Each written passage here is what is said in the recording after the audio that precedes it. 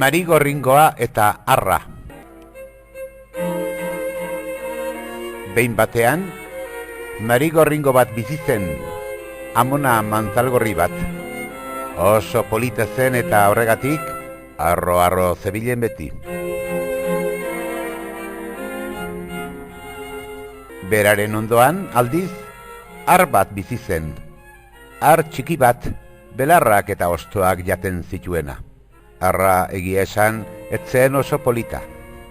Hanka asko zituen eta beti lurraren gainean ibili behar zuen narraz eta errestan.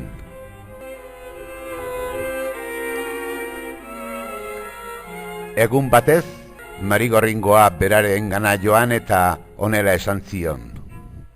Arra, ikusten alduk ni zein polita naizen.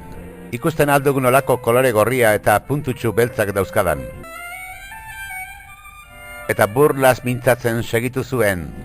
I ordea, ar itxusi bat besterik ezaiz? Bai, itxusia, eta hankaz betea. Eta gainera, ik ez dakik nik bezala egaz egiten. Ik ezin duk egan egin, ez horixe. Esaten zion burlas marigorringoak egaz zijoan bitartean.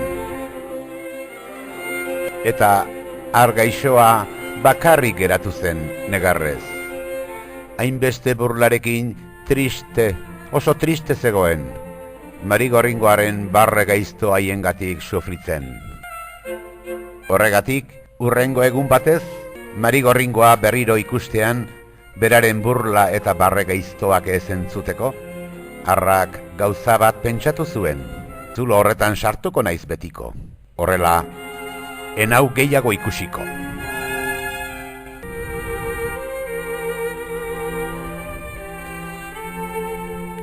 Esan eta egin, arra, zuaitzaren barura sartu zen, bertan betiko gelditzeko asmoz. Horrela ez zion berriro burlarik egingo marigorringoak. Eta ara inorrez sartzeko, zuloa ari ez estali zuen arrak eta atea ondo itxi. Gero, nekeaz eta loguraz beterik, txoko batera joan eta hantxe etzan zen geldi, tristerik, ia bizitzeko gogorik gabe. Behar bada, hemen hilko naiz, pentsatu zuen arrak, eta orduan ez dut gehiago sufrituko. Eta pixkanaka, logeratu zen zuloan.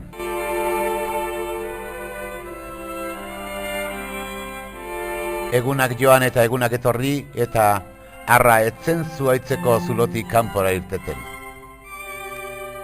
Zer gertatu ote zaio?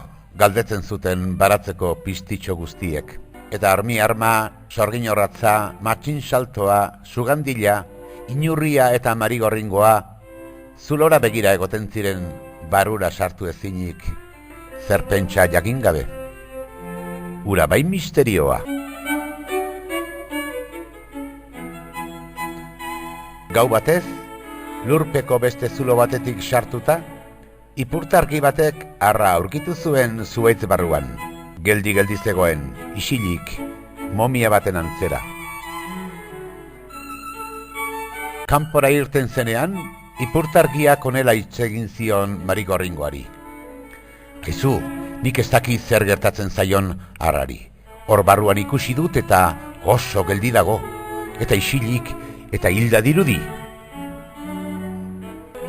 Baina egun batzuk geroago, marigorringoa handik zebilen batean, zzt, zulotik alako hotsa, alako zarata arraroa hasi zen entzuten.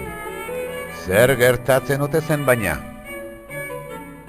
Tximeletak marigorringoaren gainetik egan egin zuen eta honela esan zion. Marigorringo, ez al nauzu ezagutzen.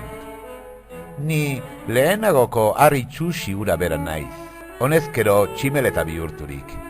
Eta orain, zu baino politagoa naiz, eta zuk baino hobeto dakit egaz egiten. Zer diostazu orain, Eta tximeleta airean zehar urrundu zen, lore artera, marigorringo arroa lotxaz eta enbidiaz beteta utzirik. Eta hau alabazan, sardadila kalabazan eta irten dadila Gasteizko plazan.